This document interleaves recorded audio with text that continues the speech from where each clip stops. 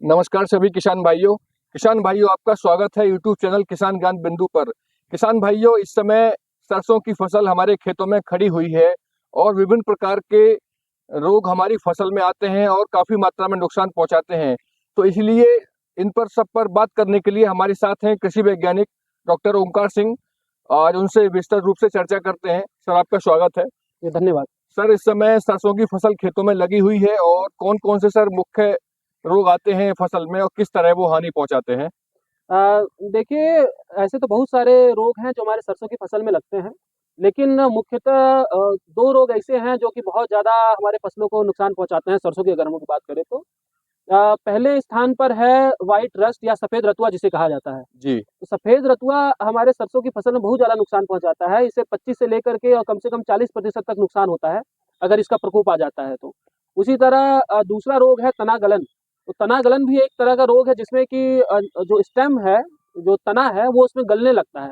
तो नमी जब ज़्यादा होता है तो उस वजह से जो है मॉइस्चर के कारण हमारा जो तना है वो गलने लगता है।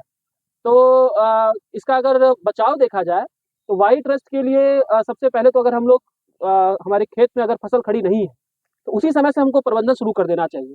और अगर हम लोग देख रहे हैं कि बार-बार ये रोग लग रहा है तो हम लोगों को क्या करना चाहिए कि गर्मी में गहरी जुताई कर देनी चाहिए। और सीड ट्रीटमेंट जिसे हम लोग कहते हैं, यानी कि जो बीज शोधन है उसका कार्य हम लोगों को सबसे पहले कर लेना चाहिए। जी। है ना? अगर खड़ी फसल है तो खड़ी फसल में अगर इस तरह की अवस्था रहती है तो अगर सफ़ेद रतुआ की हम लोग बात करें तो इसके लिए कुछ दवाएँ हैं जिसका हम लोग प्रयोग कर सकते हैं। जैसे सल्फ़र की दवा आती है, सल्फ़र फंगिसाइड, उसका हम लोग प्रयोग कर सकते हैं। मेटालेक्सिल दवा आती है, उसका हम लोग प्रयोग कर सकते हैं। मैन्कोजेब जो है उसका 2 ग्राम प्रति लीटर की दर से उसका हम लोग छिड़काव अपने खेतों में करेंगे तो जो हमें सफ़ेद रतुआ रोग है वहाँ तक किसी हद तक हम लोगों को निजात मिल जाएगा। जहाँ तक हम लोग तला गलन की बात करें तो इसमें क्या होता है कि हम लोग को सबसे पहले तो जो सर्टिफ़ाइड सीड होते हैं, प्रमाणित बीज होते हैं, उनका चयन करना चाहिए। जी। और अगर खड़ी फसल है तो उसमें अगर हम लोग को ये रोग दिखाई दे रहा है तो सर्वप्रथम तो जहाँ पर ये लक्षण दिखाई दे रहा है उस भाग को नष्ट कर देना चाहिए, तोड़ करके खेत में कहीं बाहर ले जा करके उसको गाड़ देना चाहिए।